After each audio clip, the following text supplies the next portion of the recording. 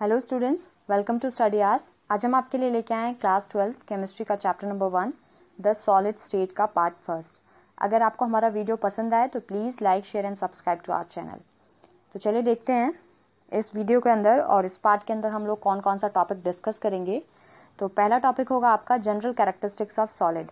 आप लोगों ने ये टॉपिक पहले से भी पढ़ रखा होगा कि कैरेक्टरिस्टिक्स क्या होते हैं सॉलिड्स के, लिक्विड्स के एंड गैसेस के। उसी को हम लोग एक बार देख लेंगे।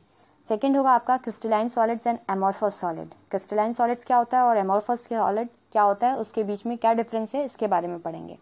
देन हम लोग टाइप्स ऑफ सॉलिड के बारे में डिस्कस करेंगे, जिसमें आपका मॉलिक्यूलर सॉलिड है, आयनिक सॉलिड है, मेटेलिक सॉलिड्स है, कोवेलेंट और नेटवर्क सॉलिड्स हैं। इन सब के बारे में डिटेल में पढ़ेंगे। तो एक एक करके हम टॉपिक्स लेते हैं सारे। तो पहला टॉपिक है आपका जनरल कैरेक्टरिस्टिक्स ऑफ सॉलिड। तो चलिए देखते हैं क्या होते हैं जनरल कैरेक्टरिस्टिक्स सॉलिड्स के। Definite shape, mass and volume. Solid का जो होता है डेफिनेट शेप होता है, मास होता है, वॉल्यूम होता है। आप लोगों ने सॉलिड, लिक्विड एंड गैसेस तीनों के बीच में डिफरेंसेस पढ़ रखे होंगे छोटी क्लासेस में कि सॉलिड का अगर डेफिनेट शेप, मास, वॉल्यूम होता है तो गैस का या लिक्विड का क्या होता है, सारा डिटेल में आप लोगों ने पढ़ रखा होगा। सेकेंड देखते हैं intermolecular forces are strong.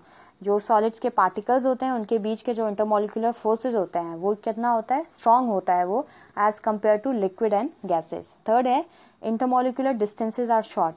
Solid में जो इंटरमोलिकुलर डिस्टेंसेज होता है वो बहुत शॉर्ट होता है। इंटरमोलिकुलर यानी मॉलिक्यूल्स के बीच का डिस्टेंस, ठीक है, तो बहुत शॉर्ट होता है as compare to liquid. Liquid में बहुत एज कंपेयर टू सॉलिड ज्यादा होता है और गैसेस में तो बहुत ज्यादा होता है, ठीक है।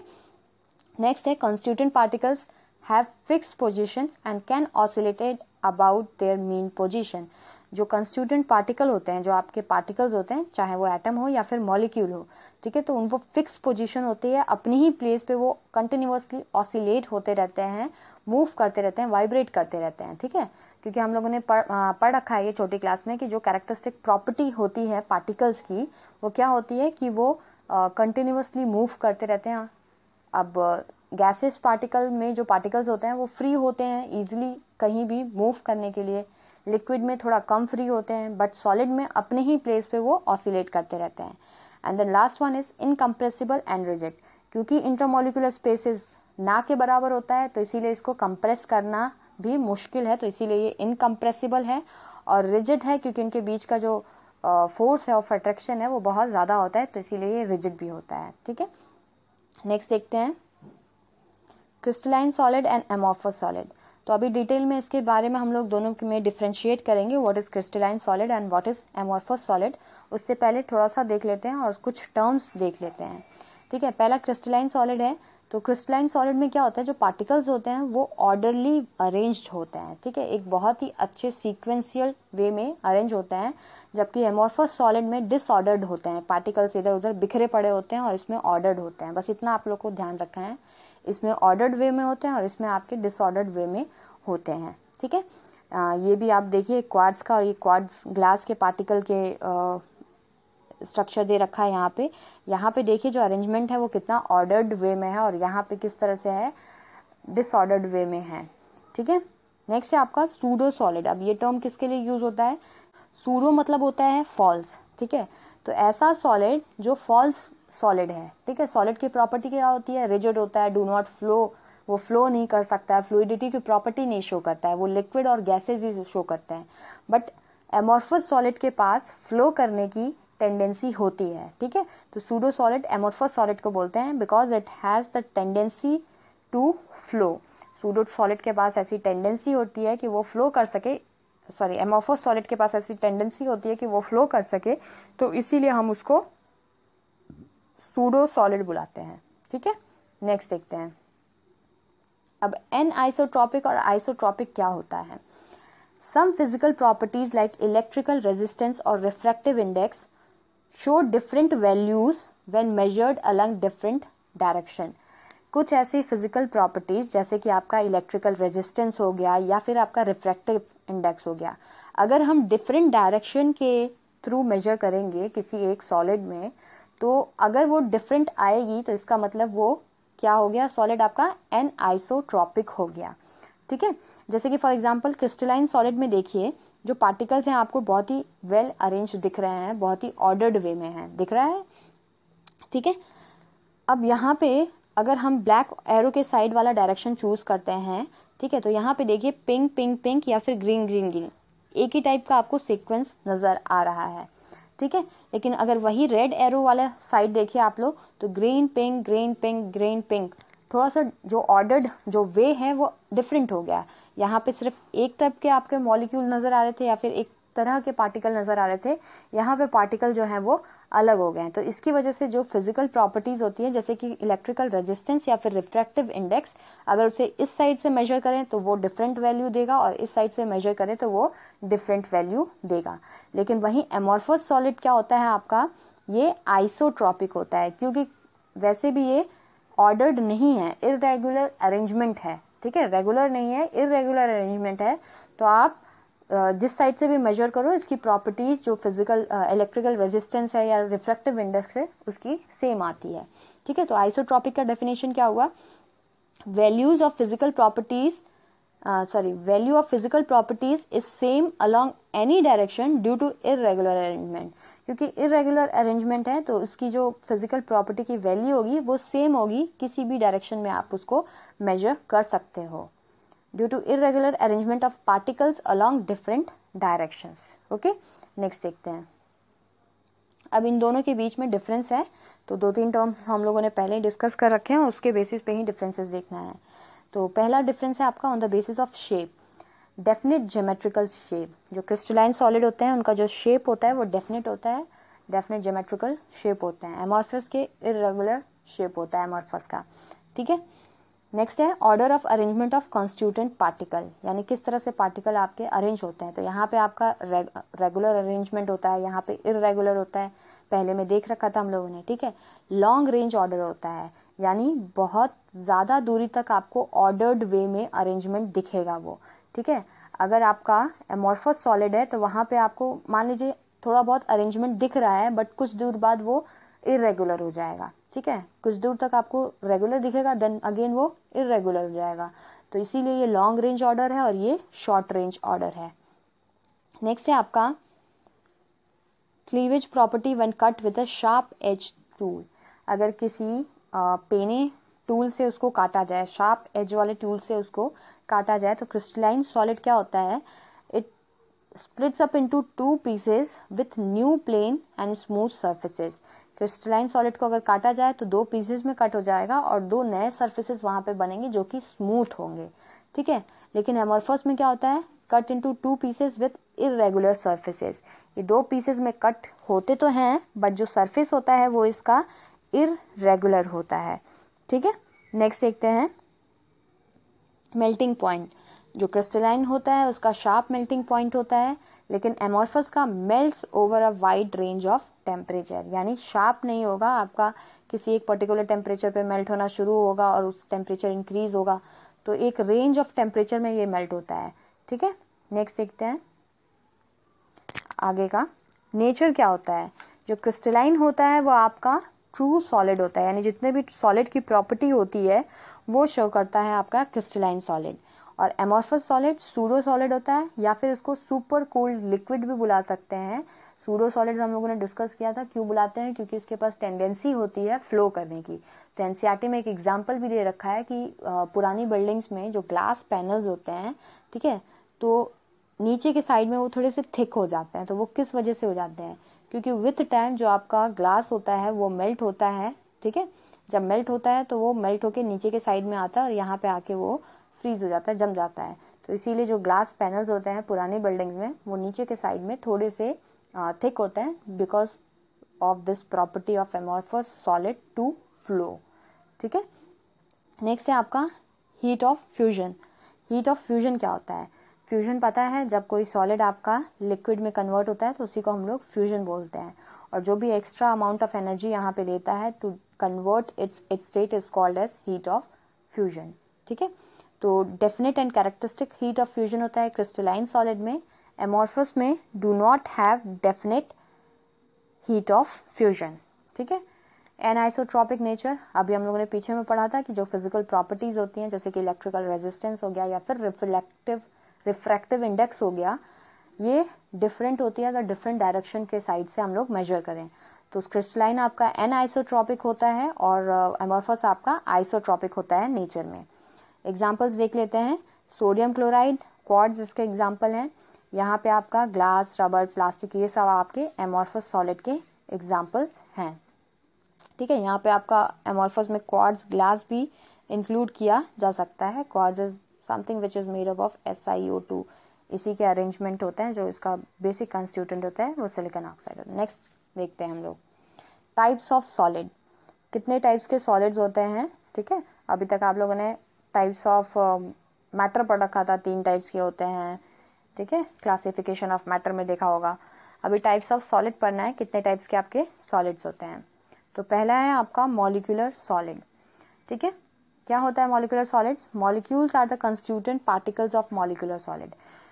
अब मॉलिक्यूलर सॉलिड है तो इसका जो कंस्टिट्यूएंट पार्टिकल होगा, यानी जिससे ये मिल के बना होगा, वो क्या होगा? मॉलिक्यूल्स होगा। एटम ना हो के वो मॉलिक्यूल होगा। ठीक है, अब इसमें भी अलग अलग टाइप्स के होते हैं। पहला है नॉन पोलर मॉलिक्यूलर सॉलिड। ऐसे मॉलिक्यूलर सॉलिड जिसमें नॉन पोलर मॉलिक्यूल्स हो। अब पोल्स मतलब क्या होता है?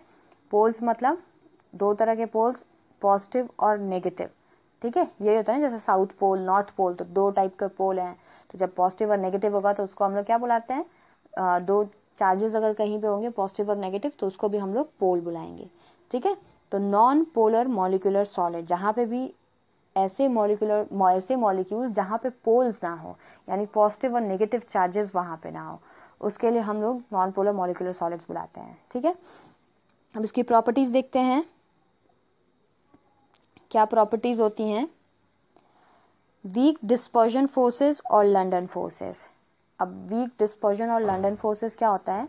ऐसे मॉलिक्यूल्स जो आपके नॉन पोलर हों, लेकिन समहाउ किसी एक मोमेंट पे इंस्टेंटेनियस पोल जनरेट हो जाता है। सपोज अगर यहाँ पे पॉजिटिव पोल जनरेट हो गया तो यहाँ पे ऑब्वियसली नेगेटिव जनरेट होगा, और इसकी वजह से दूसरा वाला भी क्या हो जाएगा? वो पोलराइज हो जाएगा। यहाँ पे भी नेगेटिव और पॉजिटिव डेवलप हो जाएगा। इसके साइड पास में जो होगा वो नेगेटिव होगा, उसके दूर में जो होगा वो पॉजिटिव होगा। तो किसी एक मोमेंट पे था तो क्या ये नॉन पोलर था, इस पे कोई चार्जेस नहीं थे, लेकिन किसी एक मोमेंट पे इस पे किसी वजह से पॉजिटिव चार्ज डेवलप हो गया, उसकी वजह से नेगेटिव डेवलप कर लेगा, और साथ ही साथ अपने पास वाले मॉलिक्यूल्स को भी पोलराइज कर देगा। ठीक है, तो इसी को वीक डिस्पर्जन फोर्सेस या फिर लंडन फोर्सेस कहते हैं। 11th क्लास में पढ़ रखा होगा।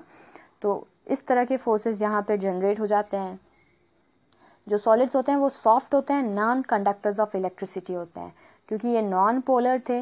ठीक है, बट इस टाइप के जनरेट हो सकता है, कभी जनरेट हो सकता है, लेकिन है ये नॉन पोलर, इसमें कोई चार्जेस नहीं है। और इलेक्ट्रिसिटी कब कंडक्ट होता है? जब आपके फ्री इलेक्ट्रॉन्स हो या फिर फ्री आयंस हो, तो दोनों में से यहाँ पे कोई भी नहीं है। नेक्स्ट है low melting point, usually in liquid और gaseous state at room temperature. Melting point इसका कम होता है, लो होता है, और रूम टेम्परेचर पे या तो लिक्विड या फिर गैशियस स्टेट में रहता है। एग्जाम्पल दे रखा है, जैसे कि आर्गन, हीलियम, ये दोनों आपको पता है नोबल गैसेज हैं। हाइड्रोजन मॉलिक्यूल या फिर क्लोरीन मॉलिक्यूल या फिर I2। ठीक है, हाइड्रोजन गैस या फिर क्लोरीन गैस भी बुला सकते हैं।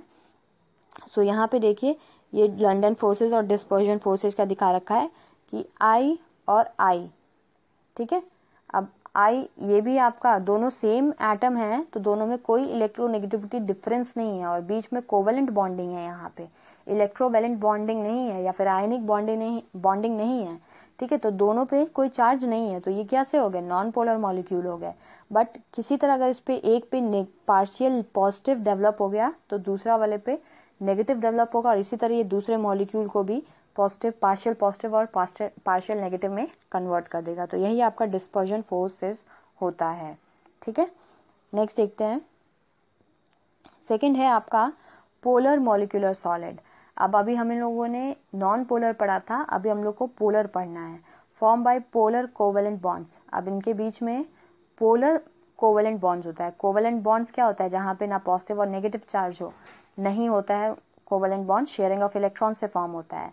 ठीक है, अगर पोलर बोल रहे हैं तो मतलब वहां पे पार्शियल पॉजिटिव और पार्शियल नेगेटिव चार्ज डेवलप हो जाएगा ड्यू टू इलेक्ट्रोनेगेटिविटी डिफरेंस, यानी जो एटम्स आपके हैं उनके बीच में इलेक्ट्रोनेगेटिविटी डिफरेंस होगा।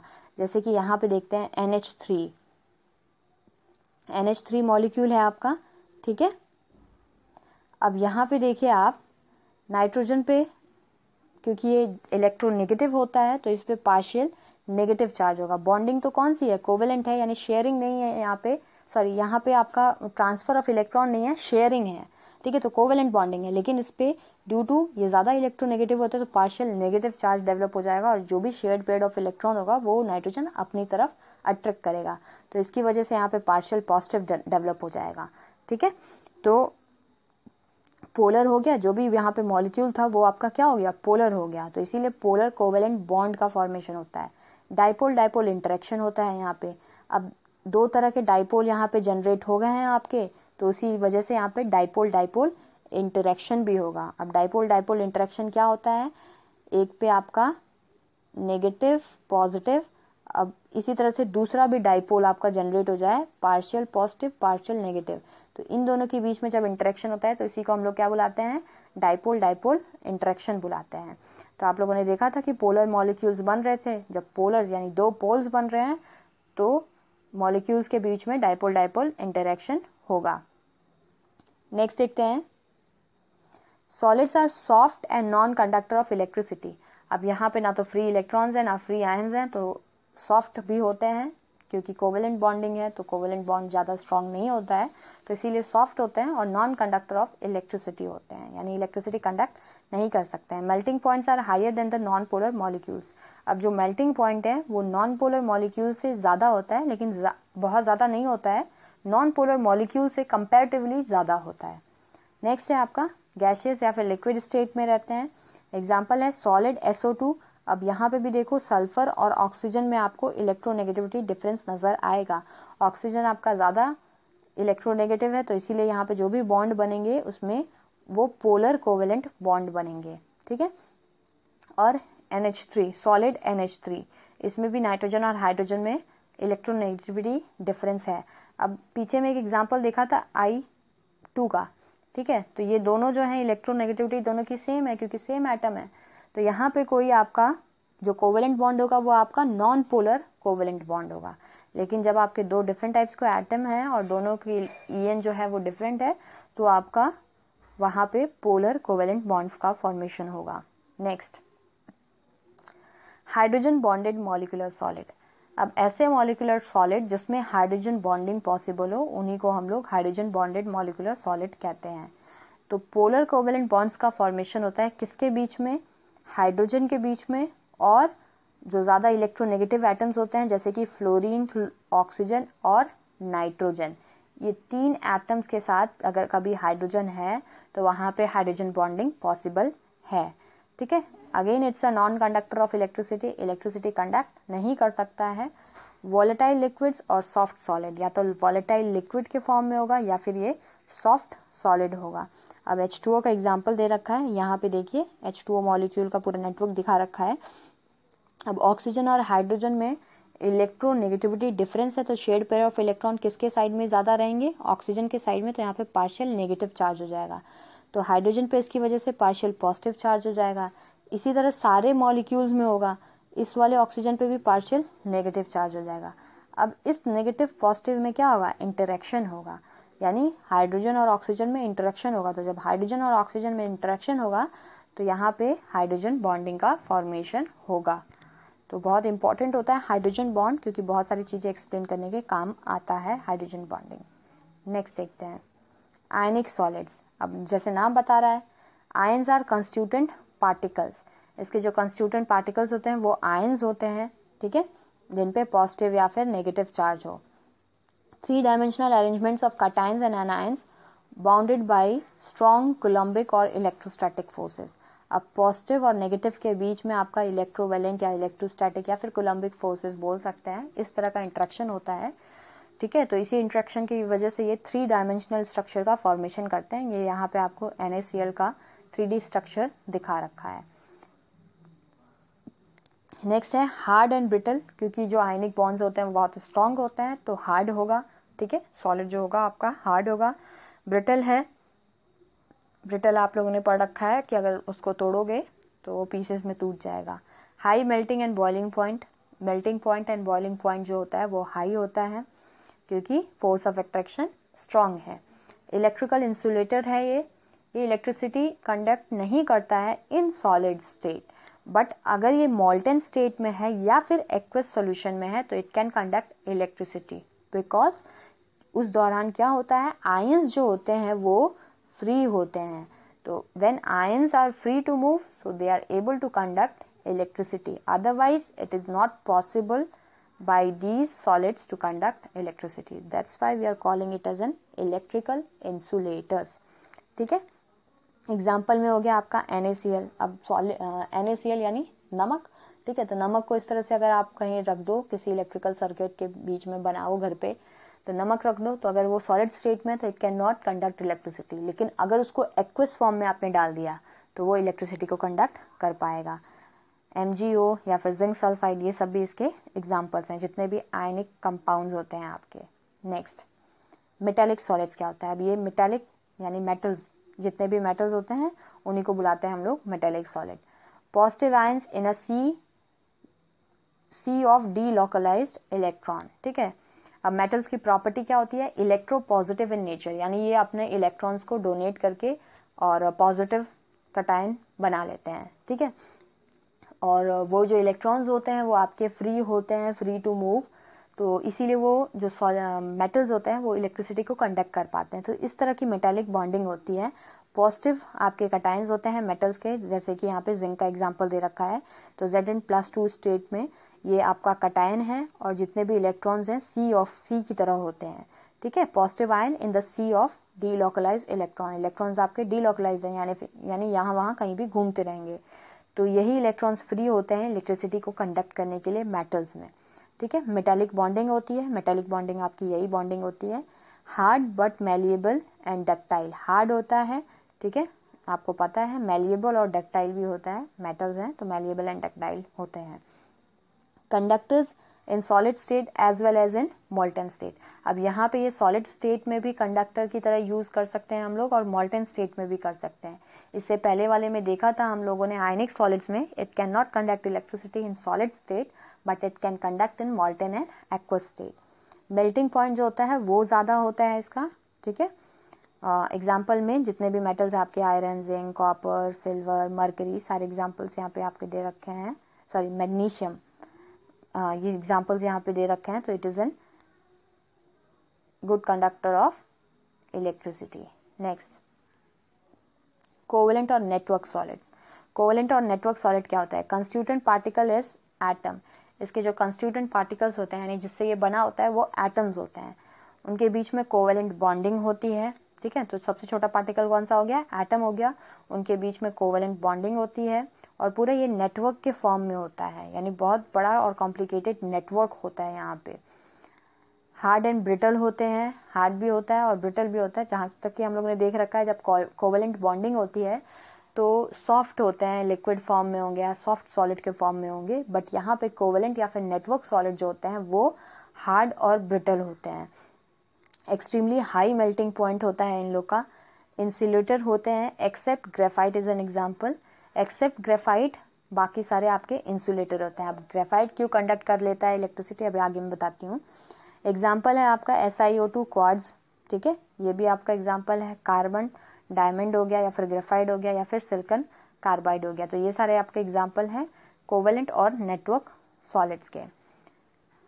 तो ये हम लोग देखते हैं ज़रा डायमंड का और ग्रेफाइट का स्ट्रक्चर। जो डायमंड होता है उसमें एक कार्बन एटम, कार्बन की वैलेंसी होती है 4, यानी 4 इलेक्ट्रॉन्स होते हैं। तो ये कोवेलेंट बॉन्डिंग का फॉर्मेशन करते हैं। तो एक कार्बन एटम क्या होता है, 4 कार्बन एटम के साथ टेट्राहेड्रल अरेंजमेंट शो करते हुए बॉन्ड होता है। और इसी तरह से ये बहुत ही ज़्यादा कॉम्प्लिकेटेड होते जाता है, ठीक है। हर कार्बन आपका 4 कार्बन से अटैच होता है, तो बहुत ही कॉम्प्लिकेटेड सा स्ट्रक्चर ये बनाता है टेट्राहेड्रल के फॉर्म में। तो यहाँ पे कोई इलेक्ट्रॉन फ्री नहीं है, तो अगर इलेक्ट्रॉन फ्री नहीं है तो it is not able to conduct electricity, ठीक है। तो ये बहुत ही कॉम्प्लेक्स सा नेटवर्क टाइप का सॉलिड होता है, तो इसीलिए ये हार्ड और ब्रिटल कहलाता है। नेक्स्ट है आपका हार्ड कहलाता है ग्रेफाइट। ग्रेफाइट में क्या होता है, एक कार्बन एटम जो होता है वो 3 कार्बन एटम के साथ बॉन्डेड होता है, ठीक है। एक कार्बन एटम 3 कार्बन, यानी इसके जो 3 इलेक्ट्रॉन्स हैं वो यूज्ड अप हो जाते हैं और ये हेक्सागोनल रिंग के फॉर्म में बॉन्डिंग होती है यहाँ पे। इस तरह से हेक्सागोनल रिंग्स आपको यहाँ पे इसमें दिख रहा है, ठीक है। तो इसी तरह हेक्सागोनल रिंग के फॉर्म में ये बॉन्डिंग आपकी होती है, और एक लेयर उसके ऊपर दूसरी लेयर, फिर तीसरी लेयर, खूब सारा इस तरह से लेयर के ऊपर लेयर होता है। इसीलिए आपका ग्रेफाइट जो होता है वो स्लिपरी होता है नेचर में। अब यहाँ पे 3 इलेक्ट्रॉन्स जो हैं वो तो बॉन्डिंग में इन्वॉल्व है, एक इलेक्ट्रॉन यहाँ पे फ्री है, तो this free electron can move around two conduct the electricity. इसीलिए ग्रेफाइट जो होता है वो आपका गुड कंडक्टर ऑफ इलेक्ट्रिसिटी होता है। डायमंड में इलेक्ट्रॉन फ्री नहीं होता है, ग्रेफाइट में होता है, तो it can conduct electricity. Okay, so this is all from this part. Next part हम लोग जल्द लेके आएंगे। अगर आपको हमारा वीडियो पसंद आए तो please like, share and subscribe to our channel. Thank you everyone.